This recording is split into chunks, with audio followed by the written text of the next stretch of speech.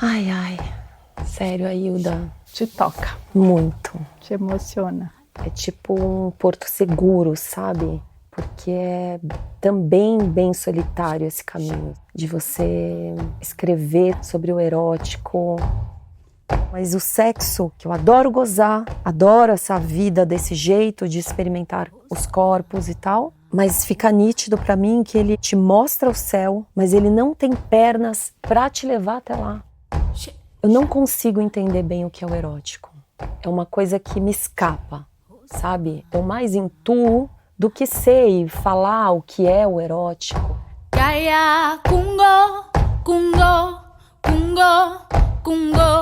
Eróticos é um documentário que fala sobre amor, sexualidade e erotismo em eixos clínicos, estéticos e políticos.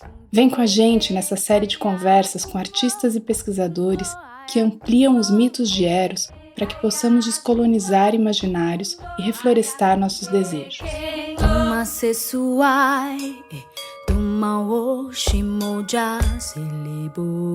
Olá, prazer. Eu sou a Maíris Combate, psicóloga e pesquisadora, e hoje eu vou entrevistar a Biana, escritora, orientadora sexual, criadora do podcast Textos Putos e autora de 3 livros sobre sexo. Eu conheci a Biana durante a pandemia, quando conversava sobre literatura erótica com uma amiga que a gente tem em comum, a Janaína Leite, que também é uma das entrevistadas aqui no Eróticos. A Biana chegando com seus textos e podcasts intensos e muitas vezes pé na porta, nas misturas do erótico e do pornográfico.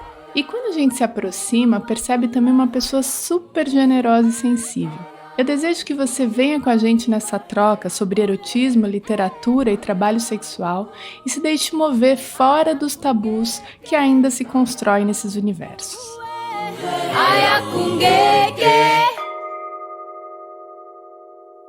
Quero te perguntar como é que você se chama. Hoje eu me chamo a Biana, mas eu já chamei alguns nomes, né? Eu comecei como Ana Lúcia, lá na certidão, e aí depois passou para Ana Liz, que foi a época que eu fiz teatro, e por conta da peça Lisístrata, lembra da Lisístrata? Sim, eu fiz também, há muitos anos. Lisístrata, né, a gente talvez... Naquele momento eu, pelo menos, não entendia a dimensão, mas já intuía a dimensão do que era aquela mulher, né, aquela greve do sexo, a força daquilo, né. E aí, nesse meio tempo, eu entrei para Devaprisha, porque gosto dessas coisas de Índia, de meditação, e por conta disso tem essa coisa dos nomes. E aí virei a Biana, e aí ficou, e não sei também se vou mudar, mas por enquanto é a Biana, já faz uns 14 anos, assim. E o que te chama, que te chama nos seus processos criativos?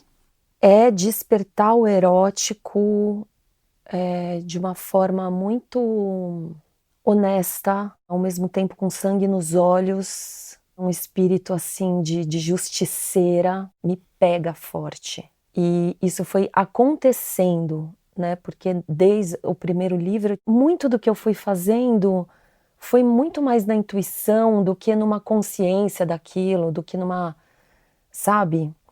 Então, foi um processo de ir descobrindo muito ao longo do caminho.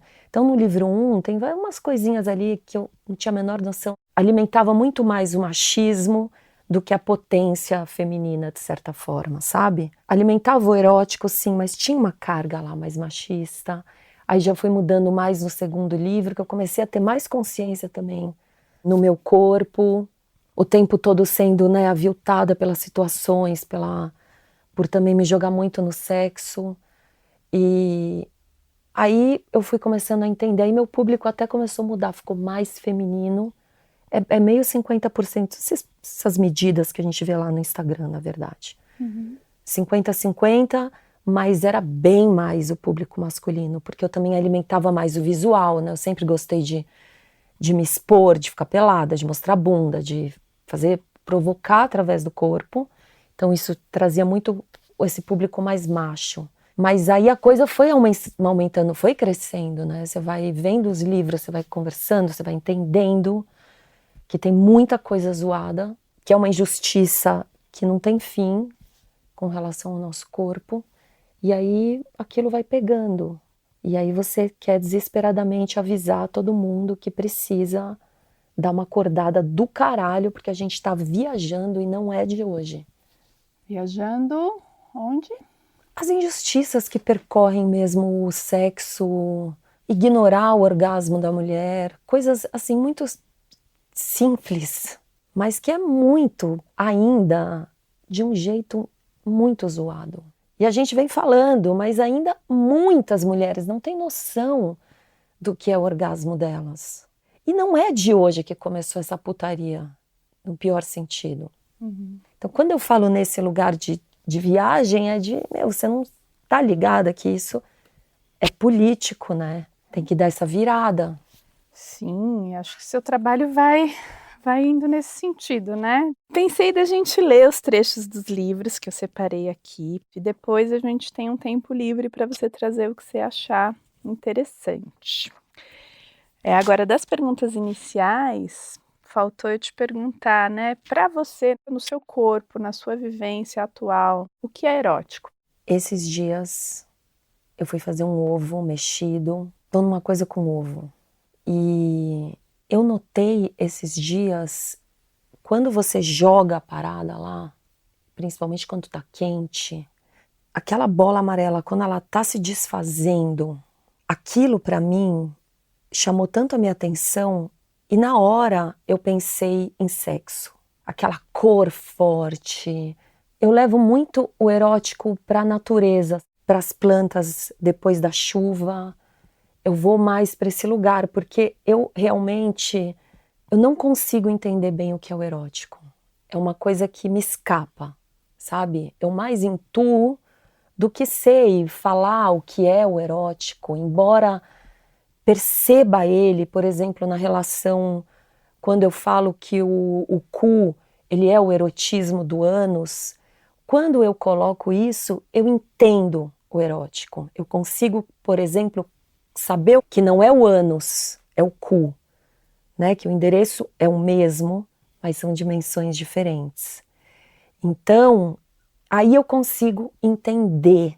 E é aquilo que para mim também resta ou se mascara do animal, do selvagem, que aí vem com a roupagem do erótico e justifica um pouco dessa animalidade, dessa coisa que o sexo nos propõe e que muitas vezes nos tira do sério até. Muito bom. Temos imagens ótimas, né? Por qual você quer começar? Vamos na Hilda, porque eu gosto muito, na verdade, de um trecho aqui do final, que são falas dela mesmo, né? Quando ela fala assim: Kaya kungo, kungo, kungo, kungo. Não foi a pornografia que me atraiu, foi a leveza. Achei que para o meu músculo mental continuar ativo, eu devia optar pela leveza. Fiquei mais feliz assim. Eu só me divirto. Não sei dar nome a esse riso. Não sei se é pornográfico. Escrever livros como Cadernos Rosa de Lori Lamb modificou bastante a minha vida. Está sendo uma festa para mim. Estou contente lá dentro. Começo a escrever e rio muito. Claro que se isso não me divertir mais, eu vou parar de fazer. Mas vou até onde meu fôlego de humor permitir. Porque tem sido delicioso, para mim, agora, escrever. Era uma grande dificuldade antes, eu tremia diante da página. Então, enquanto for uma coisa feliz, eu vou continuar fazendo esse tipo de literatura.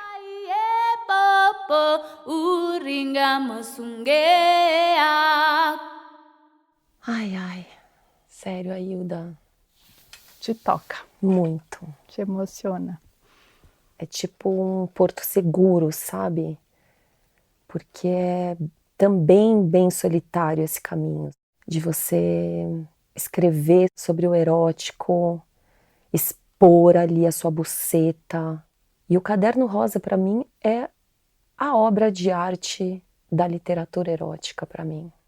Eu já me debati com relação a ele, né? Porque é um livro muito, muito polêmico, que ela joga na nossa cara diversas coisas que é muito difícil de ver e ao mesmo tempo nos ensina uma grande diferença que eu percebi quando eu li o Lolita, do Vladimir Nabokov.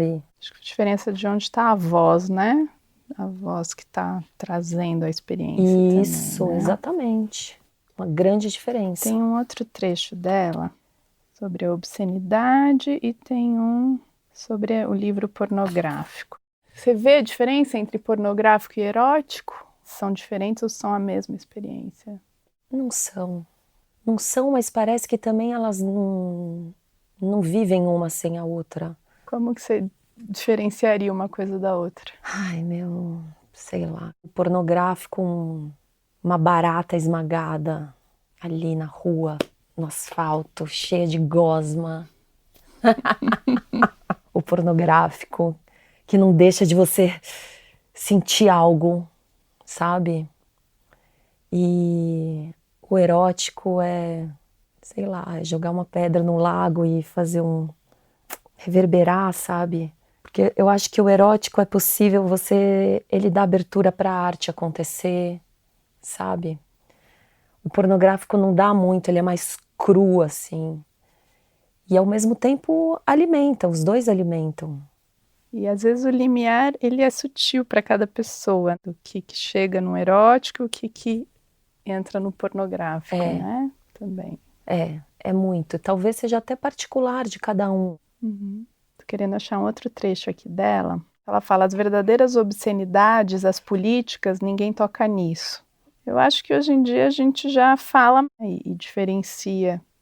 Aqui ela está dizendo quando censuravam a palavra cu na novela dela, Kadoshi, enfim, que tinha a ver com a editora, eles achavam absurdo e mudavam essa grafia. E aí ela fala, obsceno não é o cu, mas as bombas de napalm. Perfeito. Lembrei de você na história do cu, né? O que você vê aí, o que você traz também do seu trabalho? O cu é definitivamente... Muita gente mata e morre por causa do cu, né? Então é um lugar cabuloso. E aí foi também outra coisa que aconteceu na minha vida mais antes de mim, sabe? Antes de eu entender alguma coisa. Entender esse lugar punk do cu, esse lugar revolução, esse lugar de mudança, de abaixo os preconceitos. O prazer anal quebra o sistema. Quebra o sistema dominante. Só que aí entra aquela parada do cu, do erotismo, né? No texto que você escreveu aqui nas Subversões do Erótico, né, com a organização do Pedro Ambra, você fala assim: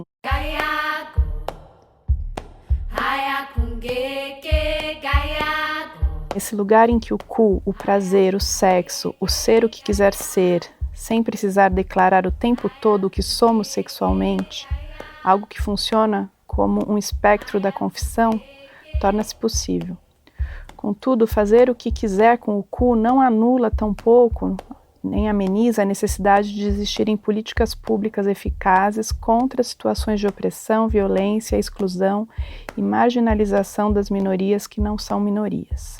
Mas atenção, não penso que todas as pessoas devam aderir à prática. Não é sobre isso, é sobre direitos, justiça, liberdade e também sobre gozar e deixar gozar intrinsecamente.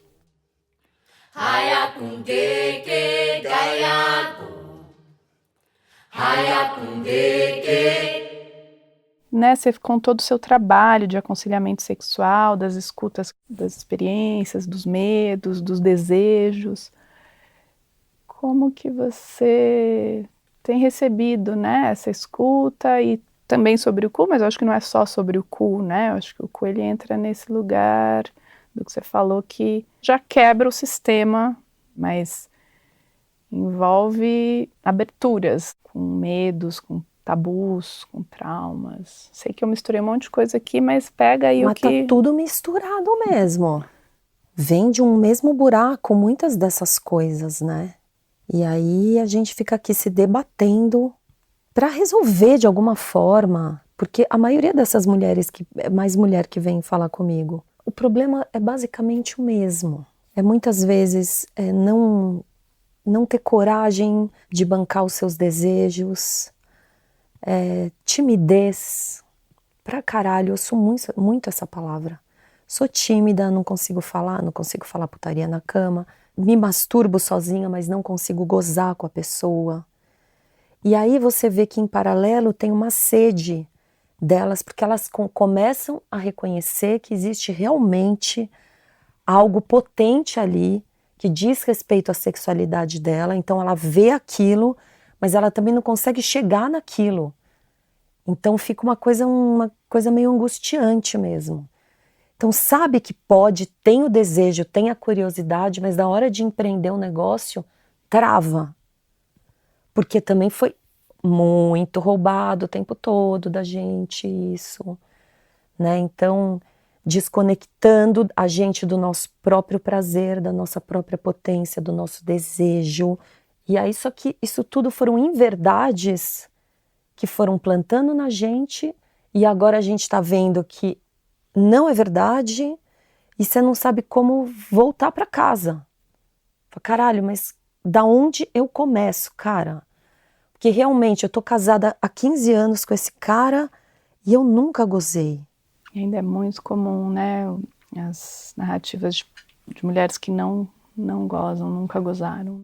É muita violência, né? Num vídeo seu recente, Abiana, você contou a história do touro e do boi falando do Osho, né?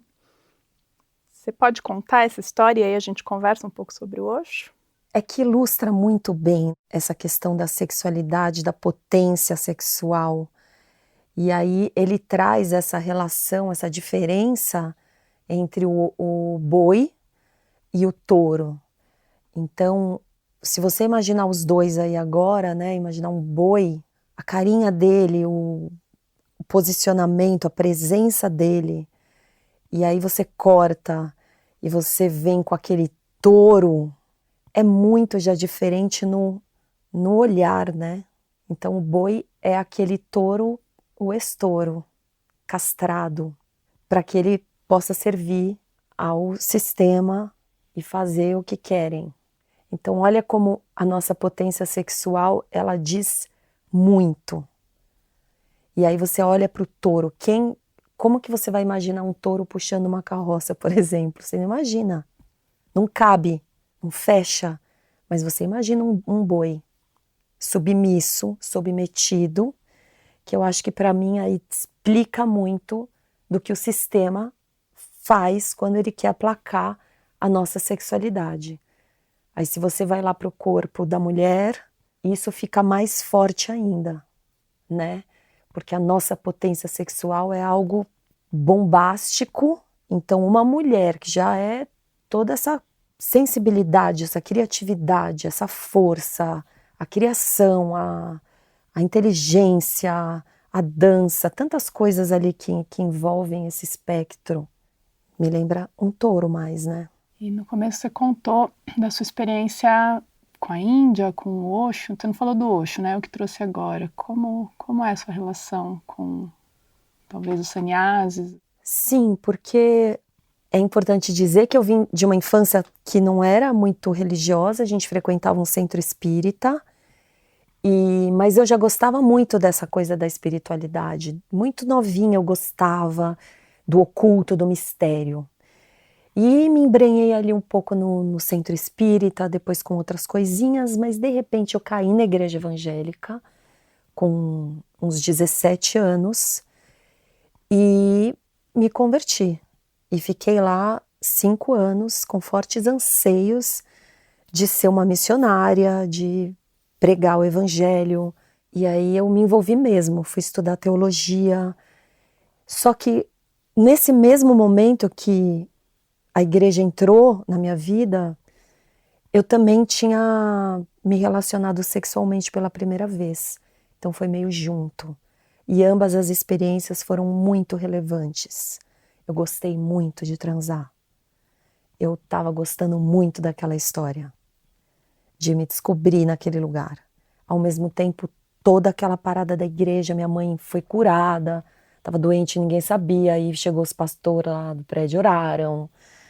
Então tudo aquilo me fascinou muito. Mas aí foi horrível, porque logo no começo que eu já estava entregue para a religião. Uma irmã da igreja me falou que era pecado transar antes do casamento. E isso acabou comigo, realmente, porque eu estava gostando muito das duas coisas, sabe?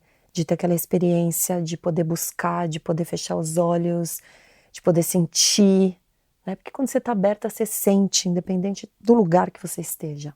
E aí, ao mesmo tempo, querendo trepar, com 17 anos, com um namorado que eu adorava. Mas mesmo assim eu me separei dele, eu escolhi o caminho do Senhor e fiquei nessa guerra, tentando lidar com a culpa, porque caía na fé, obviamente, trepava uma hora ou outra, encontrava o namorado sem querer. Tem até um episódio do podcast Textos Putos que chama Crente do Rabo Quente, que eu conto uma vez que a gente se encontrou na garagem, eu estava voltando da igreja com a Bíblia na mão, e eu encontrei com ele. Aí teve um dia que eu falei, chega, meu, isso aqui não dá mais pra mim. Mas mesmo assim foram lá 5 anos. Mas foi importante, muitas experiências fortes, que é o que eu gosto de sentir, esse todo, a vida, eu gosto. E aí, depois disso, eu entrei pro teatro, que deu uma lavada nessa fita toda.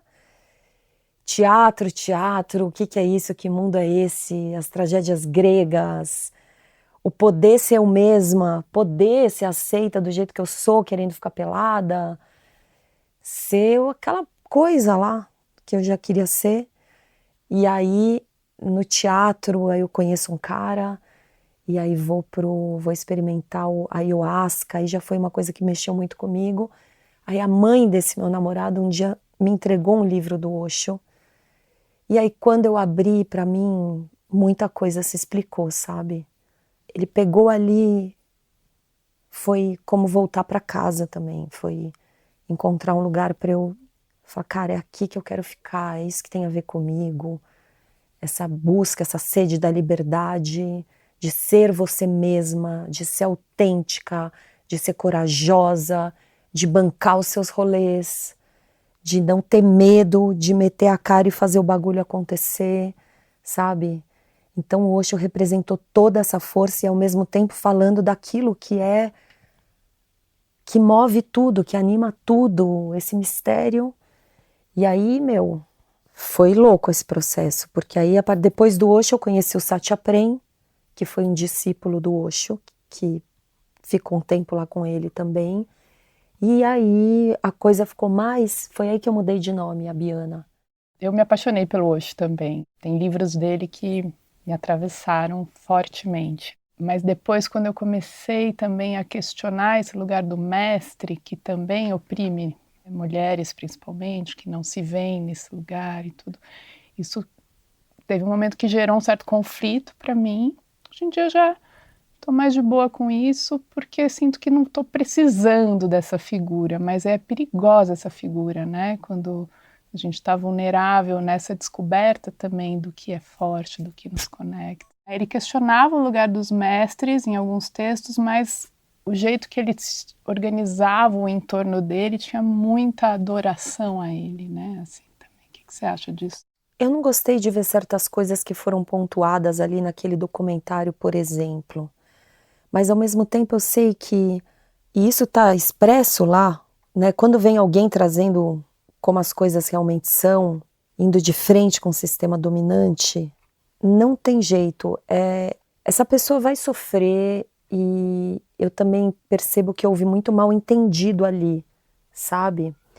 A gente vê dentro do documentário, né? As pessoas que eram contra, os pudicos, os recalcados, os que hoje seriam os bolsominions, né? Muito parecido. E o Osho estava combatendo tudo aquilo, né? E eu acho que mesmo quando esse documentário também parece que tem uma necessidade de puxar ele para baixo, porque ele realmente abala qualquer estrutura. Ele vai tirar tudo de você, ele vai tirar todos os seus brinquedos e vai falar, olha para quem você é.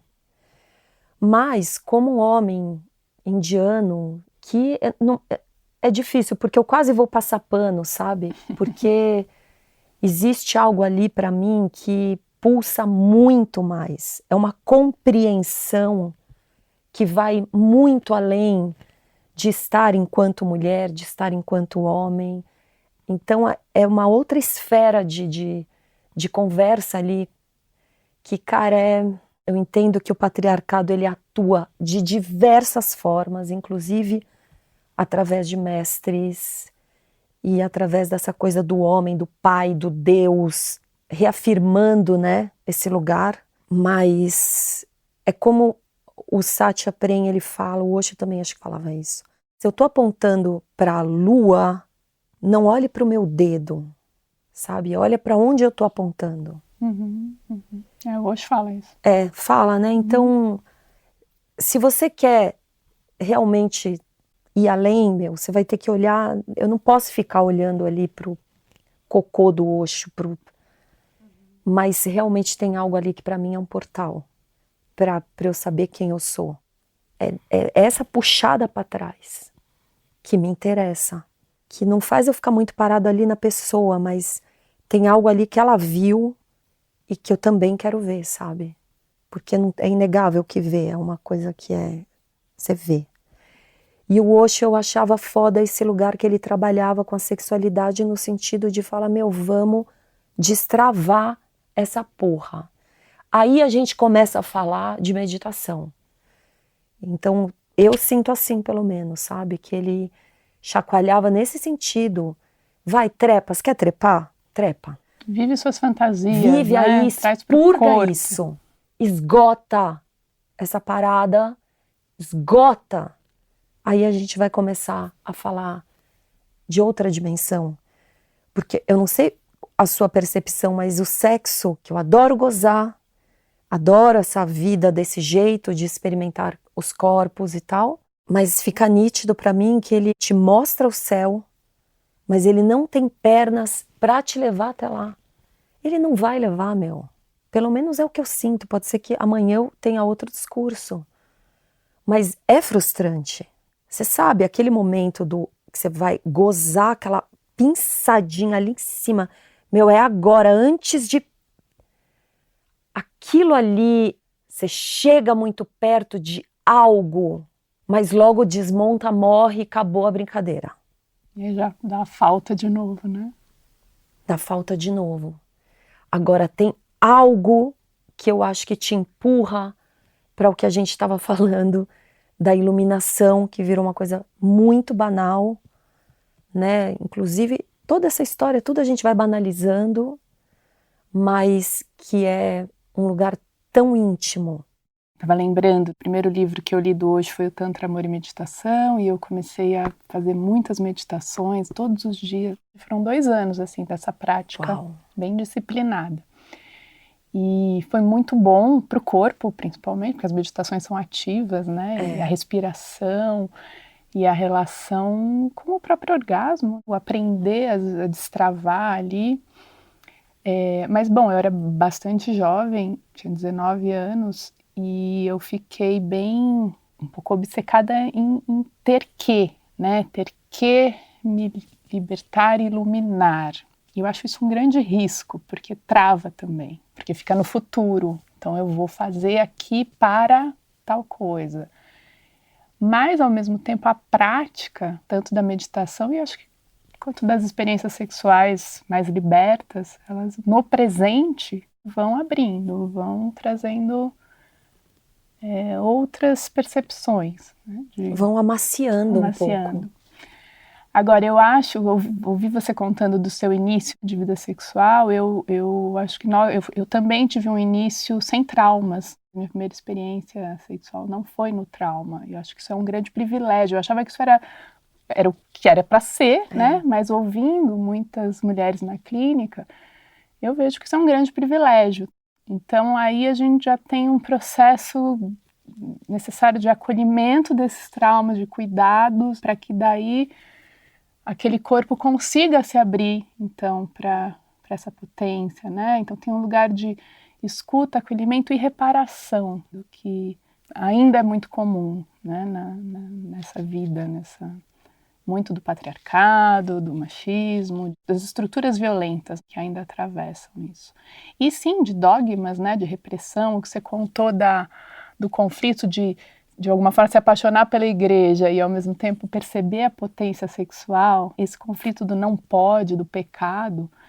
Eu acompanhei também muito tempo numa clínica com adolescentes, onde é muito conflituoso aquele adolescente querendo crescer ali, mas ouvindo que é pecado, que ele vai para o inferno. E não só sobre transar, sobre orientações sexuais. O adolescente gay, a adolescente lésbica, é muita culpa, num nível que chega num sofrimento psíquico que adoece. Então isso também me move. Gente, isso não dá mais, né? A gente precisa de alguma forma transformar isso. Se a gente quer um mundo menos violento, aí a gente tem um caminho, né? Isso me dá um negócio aqui, sabe? Porque é injusto demais, é perverso, mano, né? Você fala que a sua mão vai cair porque você se masturba. E olha que louco, eu li o Osho falando, acho que sobre isso, sobre a obsessão e sobre a pornografia. Se não houvesse essa repressão com a nossa sexualidade, já desde muito novos, se não houvesse essa repressão, eu nem sei se existiria a pornografia. Uma coisa sustenta a outra. Então, se hoje acaba a repressão, se hoje acaba a culpa com relação ao sexo, com relação às suas escolhas, ao que o seu corpo quer, você assumir isso, vai acabar muito da pornografia, dessa obsessão que a gente criou. Então, uma coisa está aparentemente oposta, mas uma sustenta a outra. Essas ideias que algumas religiões trazem com relação à sexualidade, está lá de caso marcado com a pornografia. E vai tornando aquilo, a nossa sexualidade, uma coisa doente, que era para ser natural, caralho. Pode ser mais simples, pode ser mais simples, você ter autonomia sobre o seu corpo, sobre os seus prazeres. Estou aqui na cama, eu tenho autonomia sobre esse corpo para poder empreender o meu orgasmo, para poder ter prazer no sexo anal, para poder falar uma coisa que eu quiser, tenho autonomia para falar não. Sabe que conversando com a Jana, num dos primeiros textos que eu fui escrevendo ali, que eu colocava desse lugar do erótico revolucionário, da transformação e tal, ela me questionou, ela falou assim, mas tem que ter a transgressão. Quando você falou, se acabar a repressão, né, então eu oscilo, eu acho que às vezes é possível isso, em outros momentos não vai ser possível, e até para alimentar o erotismo, pelo menos de algumas pessoas, precisa do proibido. Precisa. Né? E aí, como a gente lida com isso, né? Não dá para romper com tudo, mas algumas estruturas já deu, né? Assim, alguns dos dogmas religiosos que estão adoecendo tanto. Muito. É feio, é maldoso, mata. E aí, como a gente lida também com essa possível necessidade do proibido, mas questionando as estruturas violentas? Eu não tenho resposta para isso. Assim. Você tem? Nesse lugar do erótico que se alimenta da transgressão também. É um emaranhado, né? Eu acho que só conversar disso já traz um movimento. Porque também a gente se alimenta disso de certa forma, né? Eu observo que, por exemplo, quando você está lá com o seu prazer, com alguém ali ou alguém para gozar, cara, você vai puxar nos seus escombros as coisas mais malditas. Tem vezes que vem histórias, imaginações, fantasias na minha cabeça que eu não contaria nem para mim mesma. Então, é preciso também olhar para esses lugares e acatá-los e aceitar que realmente é um sistema que não vai ter pureza, não vai... É uma coisa encavalada ali, né? A gente tem coisas muito perversas, às vezes, para puxar o nosso orgasmo, o nosso gozo. Então, tem esse lugar. Mas será que, aí é que eu me questiono, né, conversando também com a Geni, na questão de resgatar algo mais indígena, antes da colonização, do dogma cristão sendo forçado, né, em outras cosmogonias, será que nessas outras cosmogonias, será que a gente precisa, né, não sei. Não sei, talvez não, talvez a gente olhe para aquilo e fale, nossa, isso não faz sentido nenhum mais, sabe? Eu gosto de pensar na praia deserta, se a gente nascesse, eu e você só, numa praia deserta. Ninguém nos informasse nada sobre a nossa sexualidade. A gente começa a crescer. Quando a gente vê, de repente, eu e você, a gente tá com vontade de se tocar. E aquilo, sabe lá o que vai acontecer, sem informação. E se fosse uma coisa completamente orgânica, Uma sabe? Experimentação mais livre. Não tem os buracos. Ah, esse buraco pode, esse buraco não, esse buraco vão me matar se eu der, se eu quiser fazer isso. Não tem esse conteúdo. Sabe como seria também? Só que a gente está muito distante disso, entulhada de merda na nossa cabeça. Eu gosto de meter um pouco o pau no pornô mainstream, embora já tenha feito. Teve um momento lá no alto dos 43 que eu entrei de cabeça, fui fazer filme pornô, comecei a cobrar por sexo, dei uma virada mesmo, entrei mesmo, senti as garras mesmo do patriarcado, ali na prostituição, fui atrás disso mesmo. Mas que é difícil falar sobre isso, eu não quero nem falar acho que sobre isso, porque eu me perco, me cago toda, porque ao mesmo tempo gosto da pornografia, ao mesmo tempo entendo a maldade. Você teve um pouco da vivência da Virginie Despentes ali, quando ela resolve trabalhar, viver o trabalho sexual, que de alguma forma traz um poder, mas ela também reconhece a vulnerabilidade, a parte cagada difícil ainda, né, de estar naquela... Não tem uma romantização disso, não, né? Não é. É difícil, deixa várias marcas, é estranho. O primeiro programa que eu fiz, o primeirão mesmo, que eu falei, vou cobrar, e o cara chegou em casa, foi na minha casa, e aí eu coloquei um vestido bem puta mesmo, assim, um vestido bem vagabunda, colada aqui, sem calcinha. Falei, vamos lá fazer o papel. Já fazia sem cobrar, sabe? E aí quando ele já chegou assim, mal me falou oi, ele já foi me pegando assim, me abraçando, metendo a mão e me beijando, uma coisa que até eu entendi, foi tudo estranho. Só que eu tinha falado com ele em mensagem, falando, então, agora eu vou começar a entender o que é um sexo pago. Falei em algum momento assim, depois que ele entrou, foi metendo a mão naquela coisa agressiva, ele falou assim, entendeu o que é o sexo pago? Essa frase não saiu da minha cabeça. E é muito difícil você encontrar essa linha, porque a pessoa está te pagando, você está ali servindo, ao mesmo tempo você tem que entender que não é porque a pessoa está te pagando que você tem que fazer tudo o que ela quer, ao mesmo tempo não é tão simples assim, porque tem muitas coisas envolvidas, você já tem nas suas questões que você é um corpo com buceta e você vai servir para sempre, até desencranhar isso talvez uma vida.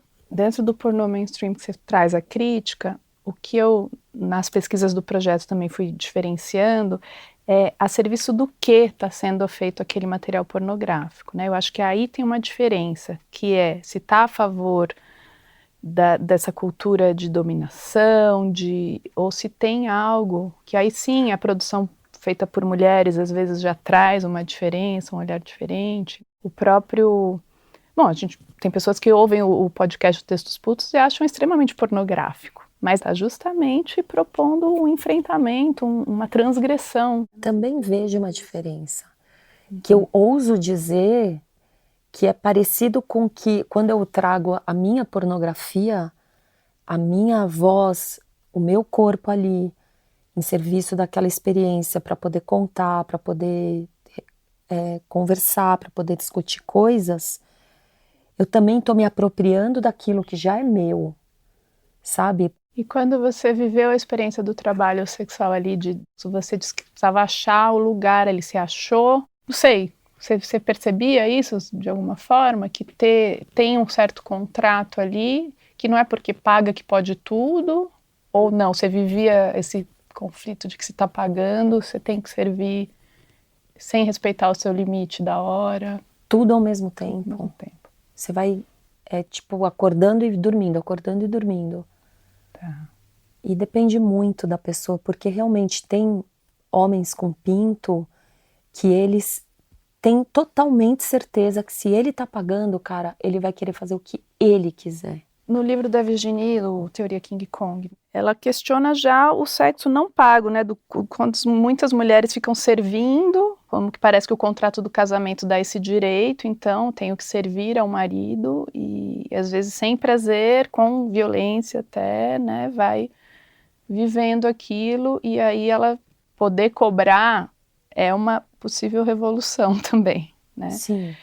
Mas tem momentos do livro que vem essa força desse lugar de poder cobrar, então. Mas Sim. aí depois, quando, né, como a vida não é romance mesmo, tem horas que aí volta para o lugar que é muito difícil também, que fica vulnerável, que está questionando um sistema, mas de repente se vê refém do sistema. E você fica aqui equilibrando.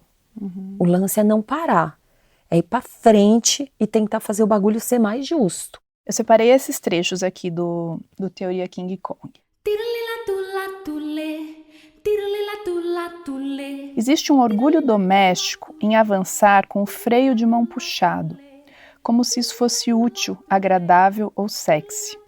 Um gozo servil em relação à ideia de servir como trampolim.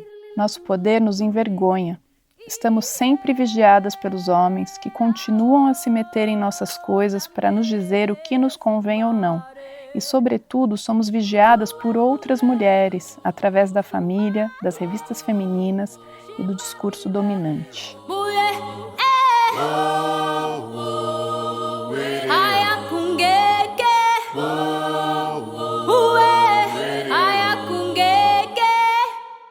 Eu acho essa imagem do freio de mão puxado bem importante, assim.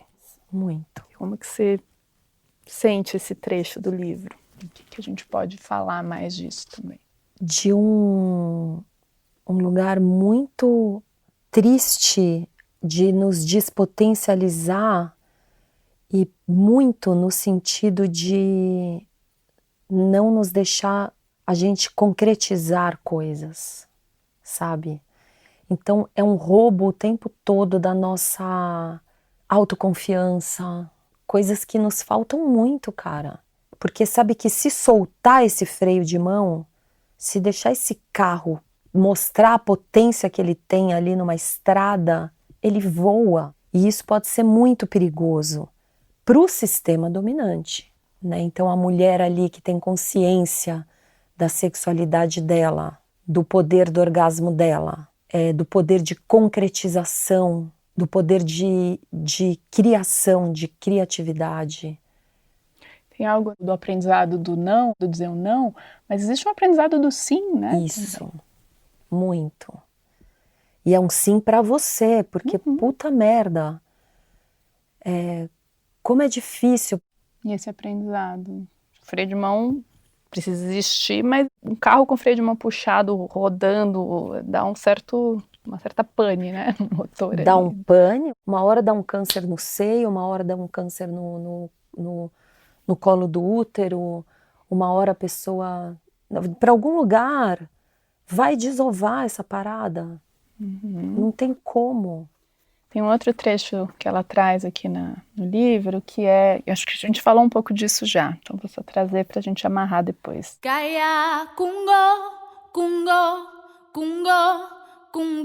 Se não avançarmos em direção a esse desconhecido que é a revolução dos gêneros, sabemos, no entanto, exatamente para onde regressaremos. Um estado todo-poderoso que nos infantiliza. O tratamento privilegiado que até aqui foi reservado às mulheres, tendo a vergonha como ponta de lança para mantê-las no isolamento, na passividade, no imobilismo.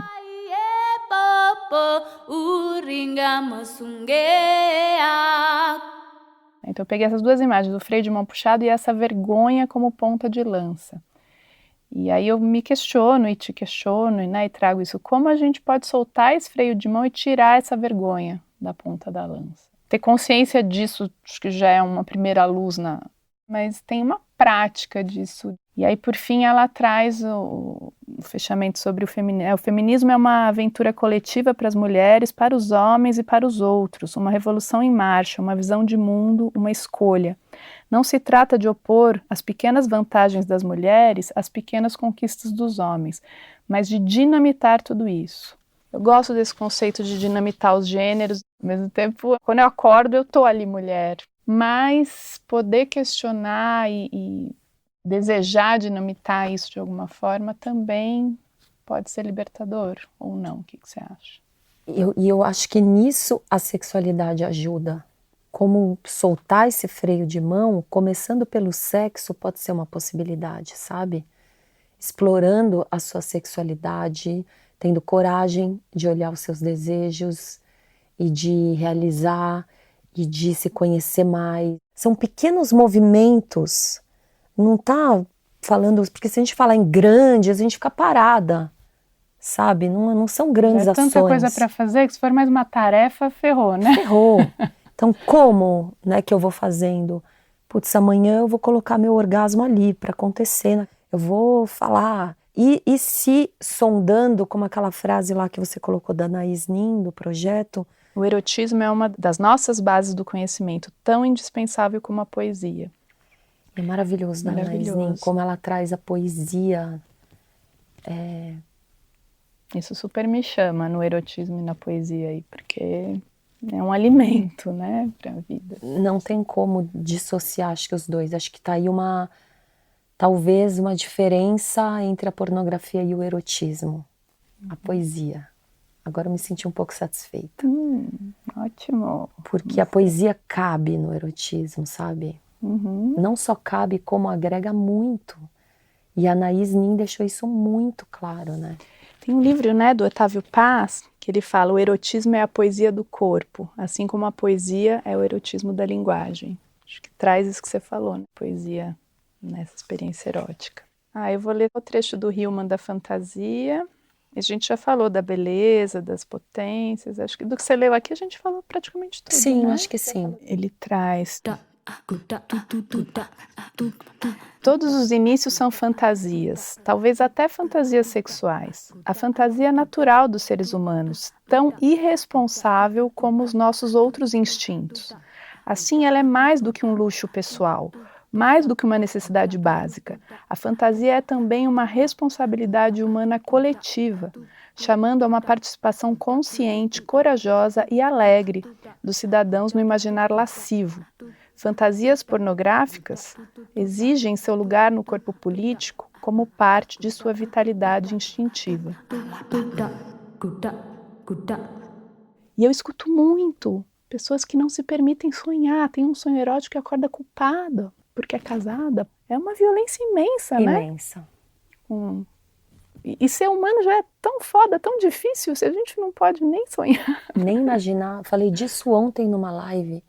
Porque muitas pessoas, você acha ok transar com uma pessoa, tá lá transando e pensar em outra para gozar? Óbvio que eu acho. Pensa o que você quiser, meu.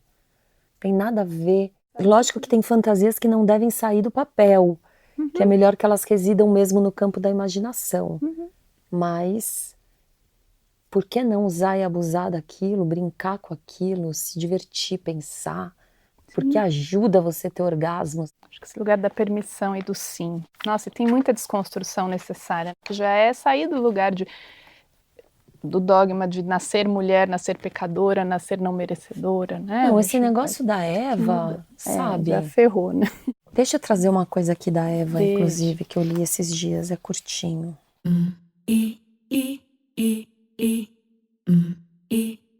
No decorrer do desenvolvimento das religiões monoteístas patriarcais, o aspecto feminino na imagem da divindade passou cada vez mais para o segundo plano. Já dividida, a deusa foi cortada mais uma vez ao meio. Sua maravilhosa força sensorial e sua criatividade primitiva, que tornara possível a criação, confundiu-se com a figura de Eva, outrora a deusa das serpentes, e passou a ser o pecado original. O que restou foi uma dama sem o baixo ventre, a imagem da Madonna, que nada mais continha a não ser a virgindade, a castidade e a maternidade sem sexo, para servir de imagem guia da feminilidade positiva. Então, a gente passou das deusas foda, as bichonas que faziam o bagulho, para aquela que pecou e fudeu a história da humanidade. Aí passa daí para a maternidade, para a santa que teve o filho lá sem sexo. E essa é a imagem positiva, a imagem guia que ela chama da feminilidade positiva. Aí coloca no lugar lá a Maria, bondosa, não tem sexo. E aí a gente vai pegar muito nesse lugar da mãe, que começa a se distanciar da sexualidade dela quando vem o filho, e tudo aquilo que a gente sabe que é terrível, horrível, porque ela é a mãe santa, que não pensa em sexo, que não tem desejos, para lembrar que a mãe é santa, e que a mãe não trepa, e que a mãe não goza, e acabou para você. Ainda mais se você tem ali perto dos 40 anos, amor, acabou. Que é outra mentirada do caralho. Muitas mulheres desistem. Passei já dos 40.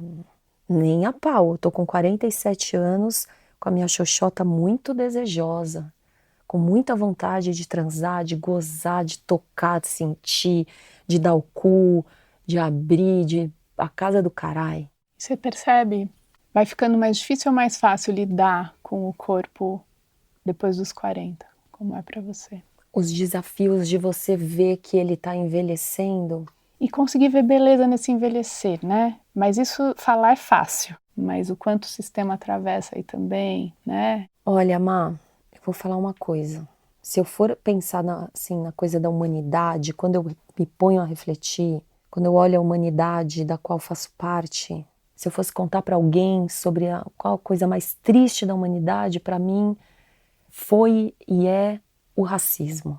Para mim, acho que a coisa mais escrota que fizemos enquanto humanidade. Depois disso vem algumas coisas. E ali logo perto não, um pouco mais embaixo, mas talvez uma das coisas mais tristes é o que fizeram com o envelhecer. Porque é muito cruel. Não tem o que fazer, faz parte da parada, tudo envelhece e ao mesmo tempo envelhecer é você começar a se sentir doente, é você começar a se sentir como se você tivesse uma doença. Envelhecer virou uma doença. Isso é muito triste o que a gente está fazendo com o processo de envelhecer. E eu vejo assim, o quanto que eu me desespera isso, porque eu me vejo aviltada por isso. Mas é muito triste você não poder envelhecer, uma coisa que é natural, caralho. Mas conseguir manter, né, uma vida erótica, sexual, e o sexual no lugar mais diverso possível, o poder se ver mulher envelhecendo, quem quis ter filho com filhos, e também um ser erótico nisso, eu acho que é um caminho revolucionário. Não fácil, né? Mas revolucionário. Você tá quebrando coisas o tempo todo, meu. Uhum. Não é fácil ver um pentelho branco. Uhum. Sabe? Ao mesmo tempo te lembra que é isso, cara. Ainda bem também, porra. Até quando você vai ficar com aquela fita. Tem um descanso também envelhecer, sabe? Não é simples. Quando você vê uma foto sua mais antiga, você fala, puta que pariu, dói. Mas eu me questiono o tempo todo, sabe? Porra, por que dói? Por que tá doendo isso? Se isso é assim, se isso é um ciclo? Porque o que mais nos assusta, eu acho que é essa possibilidade de você desaparecer e desintegrar e morrer. Uhum. Agora, o corpo, ao mesmo tempo, quando ele vai ficando mais maduro e tal, você vai ganhando outras propriedades, outras coisas ali interessantes, sabe? Outras sensibilidades, talvez. Outra sensibilidade, mais autonomia também, se você tá espertona, se você tá a fim de crescer, de melhorar as coisas, é mais legal, sabe? Te dá um relaxamento também. Sim. Ufa, acho que temos, né? Vários caminhos. Tomara. Te agradeço, super complicada. Dá um abraço. Pakeleo tina pa me ke ati makai. Kalebeo. As músicas do podcast são trechos das canções Kungô e Pacaleô de Lena Bauli, que é quem também vai assinar a criação musical do nosso filme. Samio kapinae. Me ke O documentário Eróticos conta com pesquisa e direção de Maíris Combate, direção de fotografia de Guta Galli, produção de Daiane Calisto, coprodução da Espelho Filmes e apoio do Canteiro, Campo de Produção em Arte Contemporânea. A edição dos podcasts é de Mariana Leão e as músicas de Lena Bauli. Agradecemos a todas as pessoas queridas que nos acompanham nessa primeira parte da pesquisa, em especial as entrevistadas, a Biana, Alexandre Coimbra Amaral, Catarina Guschken, Céu Cavalcante, Gal Ópido, Jenny Nunes, Janaína Leite, Lena Bauli, Pedro Ambra, Renato Nogueira e Viviane Mosé. Acesse todas as conversas, saiba mais sobre o projeto e sobre o filme e compartilhe suas impressões no eróticos.arte, em nosso site e na página do Instagram.